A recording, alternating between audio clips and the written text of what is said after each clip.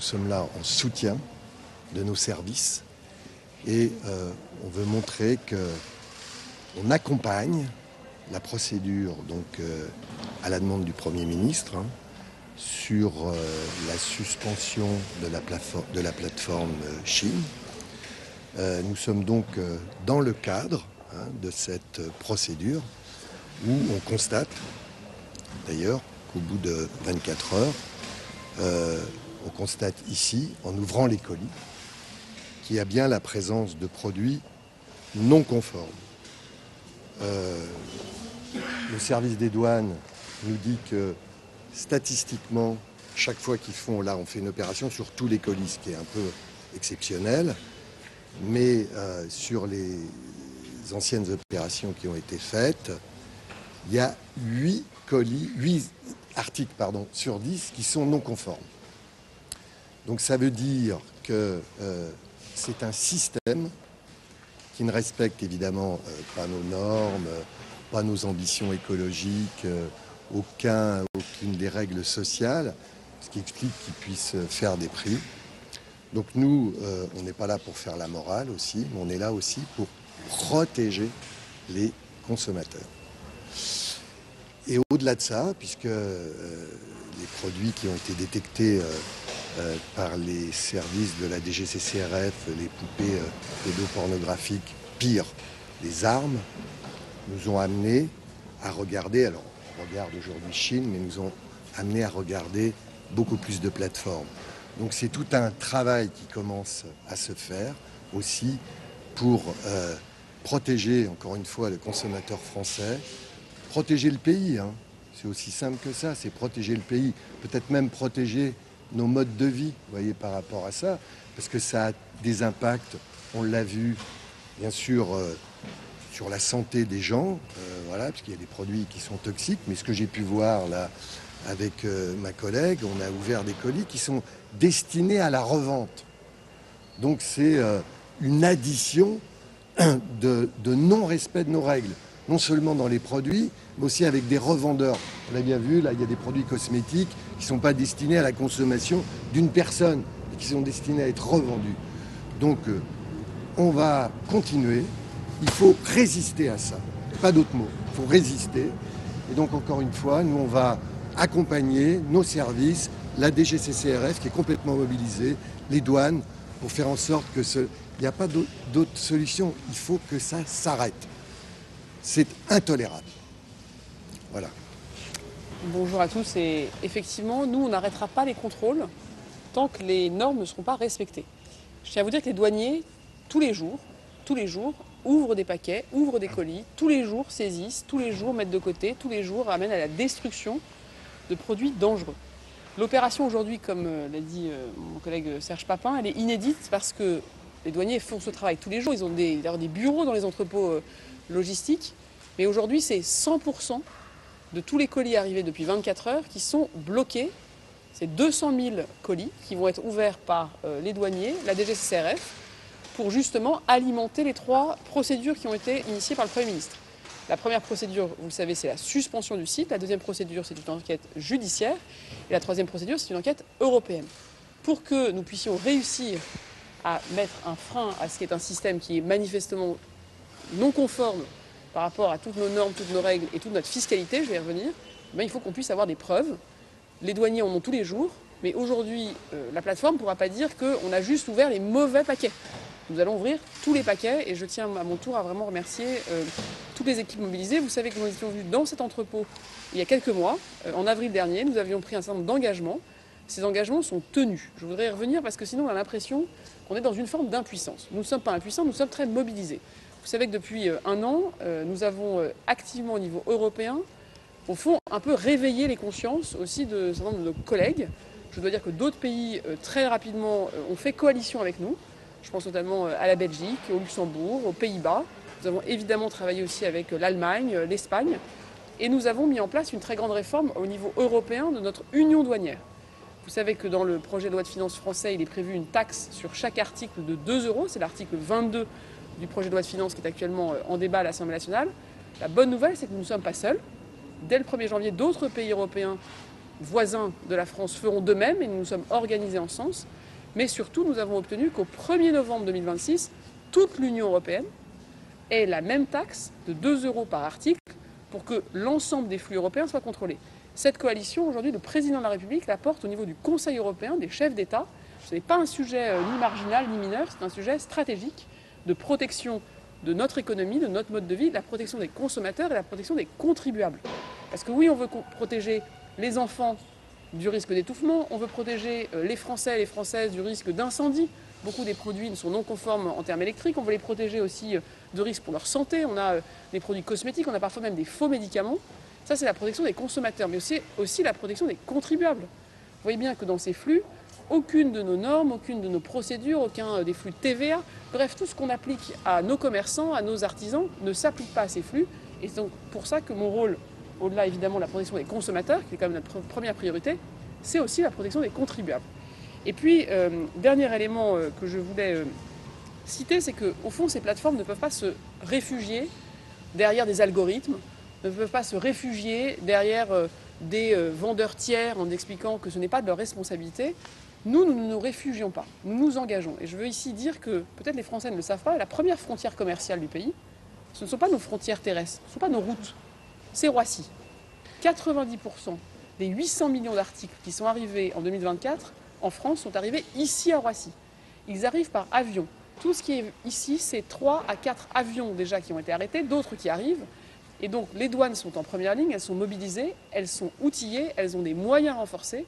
Et je le redis, la taxe sur les 2 € par article va aussi financer des moyens nouveaux de protection et de contrôle. Parce que ce n'est pas à nous tous qui respectons les règles de financer les contrôles que les plateformes n'ont pas elles-mêmes mis en œuvre dans le cadre de leurs activités. Donc on frappe les flux, on les frappe à la racine, parce qu'une fois que c'est contrôlé ici, ça ne se répand pas dans le pays. Et je le redis, nous n'arrêterons pas nos contrôles, nous n'arrêterons pas notre action tant que les plateformes elles-mêmes n'auront pas arrêté d'être en contradiction frontale avec nos règles, nos normes et la protection, et je terminerai par là, de notre économie. On veut aussi qu'on garde des commerces, on veut aussi garder de l'activité. Et en tant que ministre des Comptes publics, je le dis, je crois, assez souvent à l'Assemblée ces jours-ci, si notre croissance économique ne redémarre pas, nous n'arriverons pas à régler notre problème de déficit public. La croissance, c'est aussi le commerce et on en a besoin. Madame la ministre, est-ce que vous avez découvert ici des poupées à caractère pédopornographique? Alors, je ne crois pas que depuis ce matin, cela a été identifié, mais la raison du contrôle à 100%, c'est de nous assurer, on va regarder tout. Vous avez vu qu'on voit, et donc effectivement, nous allons tout contrôler. On vous donnera évidemment tous les résultats, et vous voyez qu'il y a plus de 200 000 colis à ouvrir, à contrôler, et donc ça nous permet aussi d'alimenter les enquêtes. Qu'est-ce qui se passe à partir du moment où, si admettons que vous en découvrez une, qu'est-ce qui se met en marche derrière?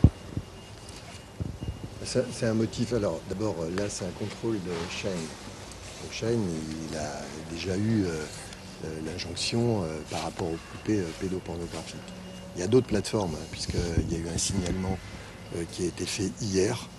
J'ai eu la haute commissaire à l'enfance qui m'a appelé hier pour dire qu'il y avait une plateforme qui s'appelle Dolls et qui vend aussi des poupées comme ça. Donc, il va falloir, bien sûr, élargir. Là, on s'est concentré un peu sur Shein, compte tenu le Premier ministre a engagé la procédure de suspension, mais il va falloir après, derrière, comment dirais-je, voir tout ce qui passe entre les mailles du filet.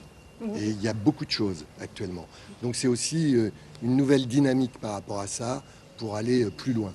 Pour vous dire, le Premier ministre a annoncé une procédure de suspension. On a 24 heures pour vérifier la conformité. Typiquement, tous les produits non conformes qu'on détecte, quelle que soit leur nature, et aussi abjects et dangereux soient-ils, alimentent cette procédure. Ensuite, au bout de 24 heures, la plateforme peut elle-même répondre. Si elle répond de manière non convaincante, dans 48 heures, donc après le début de l'enclenchement de la procédure, le site est fermé. Et donc, ce que nous contrôlons ici, c'est de nous assurer d'avoir les éléments de preuve de la non-conformité, de la nature de cette non-conformité, et d'alimenter, je le disais, cette procédure de suspension, mais aussi l'enquête judiciaire. Je tiens à saluer ici la présence de la procureure du tribunal de Bobigny et également une procédure européenne, parce que vous voyez bien que ces flux, si c'est juste la France qui se mobilise, on se mobilise.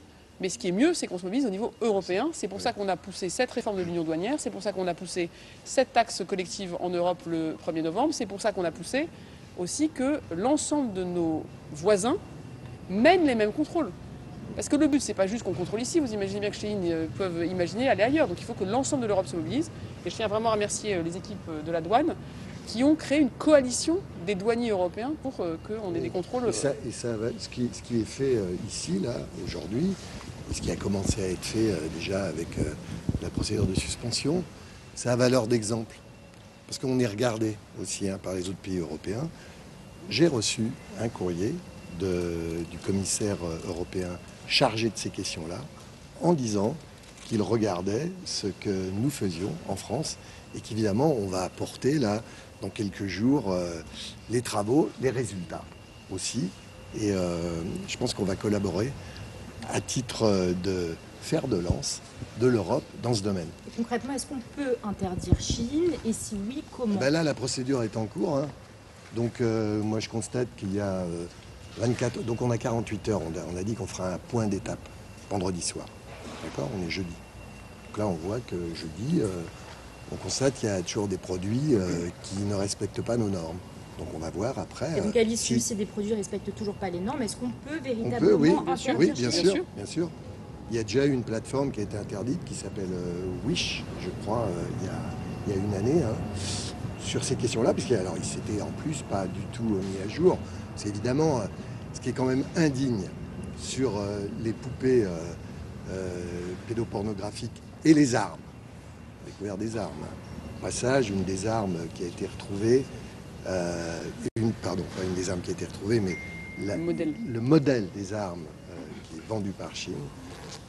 C'est la même, le ministre Laurent Nunez m'a dit que c'était la même qui avait servi à l'assassinat du jeune alias le 26 janvier dans le 14e. Vous voyez un peu la gravité de ces armes qui sont... Donc voilà, on va... alors j'ai perdu le fil. Ce que disait le ministre, c'est que quand on a des objets aussi dangereux, non seulement on les interdit à la vente sur la plateforme, mais évidemment il nous faut des contrôles pour que ça ne se propage pas dans le pays et que tout le flux soit arrêté. Mais concrètement, comment on interdit Shein? Alors là, si les constats sont avérés, donc elle sera fermée, comme voilà, je parlais de la plateforme Wish qui a été fermée. Et donc après, on espère simplement que ça pourra rayonner sur d'autres plateformes, parce que ce qui se passe sur Chine, les détections qu'on fait de produits, d'autres plateformes les vendent. Et ce qui est profondément indigne aussi, c'est qu'ils ont retiré certains produits pour la France, mais ils continuent, des produits dangereux par exemple, mais ils continuent à la vendre dans d'autres pays d'Europe, chez nos voisins européens. Donc on voit bien aussi tout l'intérêt de remonter les choses au niveau de l'Europe. Mais une dernière question. Donc ça veut dire que tous les produits Shein n'arriveront plus en France, même dans des magasins? C'est ça que vous nous dites? S'ils ne se mettent pas en conformité, oui. Hein, ce qu'on a vu par exemple, là, les produits cosmétiques qui ne respectent ni la réglementation vis-à-vis des consommateurs, mais aussi vis-à-vis des commerçants, hein, puisque c'est la revente non légale, bien sûr, ça sera sanctionné. Donc le BHV n'accueille... Non, c'est pas la même chose. Le BHV. Merci à tous. Y a-t-il des plateformes françaises dans le viseur? Non, attends, je vais répondre à la question. Attends, je vais répondre à la question. Juste qu'on soit bien clair, on est en train de contrôler, vous voyez, une frontière. Ça n'a pas l'air d'être une frontière, mais ici c'est une frontière. On a des produits qui viennent de l'espace extra-européen qui arrivent sur le sol européen. Et moi je suis donc la ministre qui est la tutelle des douanes. Le métier des douaniers partout en Europe, c'est que quand un produit extra-européen franchit la frontière, on fait ce qu'on appelle une opération de dédouanement. Donc on regarde sa valeur. Si sa valeur excède 150 €, il y a un droit de douane. Si sa valeur est en dessous de 150 €, aujourd'hui il y a une exemption qui sera terminée au 1er janvier 2028. Et à partir du 1er janvier 2026, ce sont les douaniers qui collecteront la taxe par les plateformes de 2 € par article. On est à une frontière. On n'est pas en train d'ici de parler des activités françaises qui sont à destination des Français. Évidemment, les activités françaises sont contrôlées et la loi s'applique pour tous. Mais vous voyez bien, on n'est pas en train de dire que c'est la fin du e-commerce. On est en train de s'assurer que le flux de produits qui viennent de l'espace extra-européen, quand elles passent la frontière, ces marchandises, et ici c'est une frontière, eh bien ces produits sont conformes pour ensuite être vendus, respecter nos normes fiscales, nos normes sociales, nos normes environnementales et nos valeurs. Parce qu'il est hors de question qu'on interdise la vente dans des sites ou des magasins, des produits évidemment abjects et totalement scandaleux, qui, eux, arriveraient, vous voyez, dans une petite enveloppe ou un petit carton, et qui pourraient du coup être vendus. Donc ça, c'est très important parce que sinon, on a une confusion. On n'est pas en train de se battre contre Internet. On est en train de se battre contre des plateformes qui envoient des produits qui ne respectent pas nos règles, qui ne protègent pas les consommateurs et qui, par ailleurs, mettent en danger notre économie. Ça, je pense que c'est vraiment important parce que sinon, on va tirer des conséquences qui ne sont pas les bonnes de l'opération d'aujourd'hui. Non, c'est bon, merci.